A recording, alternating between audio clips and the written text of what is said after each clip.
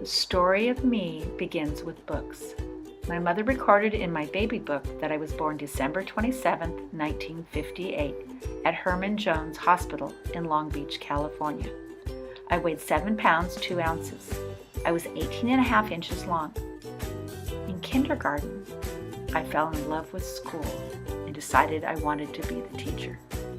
In first grade, when we were allowed to bring home the first reader, I clearly remember running all the way home. In first grade, yelling, "I can read! I can read!" That afternoon, I read to everyone up and down the street. When my dad drove into the driveway that night, he opened the door, pulled me in close, and I read to him in the driveway. Although only one of my 4 grandparents graduated from high school, they dreamed of better for their children. Education was always a priority and encouraged in our family. My dad was the first in our family to graduate from college with a degree in engineering. My dad worked and sent home money until all his brothers had graduated from college. All of his generation and my generation spoke of him with respect. My mom, a high school graduate, talked about when we would go to college, not if. When I graduated from high school, I was the second high school graduate on my mom's side. I went on to be the first college graduate on my mom's side of the family.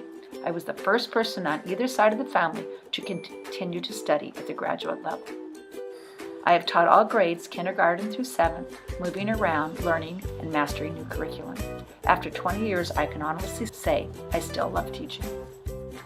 I married Greg Ramsay August 2nd, 1984. We just celebrated 30 years together. He is my biggest fan and encourager. When I was first married, I told my husband I would teach if they didn't pay me. He responded, "Well, let's not tell Santa Ana Unified. Let's keep it our secret." Life got busier and busier. Marriage, a family, and teaching. With 2 children, our lives were full. Greg and I were a great team.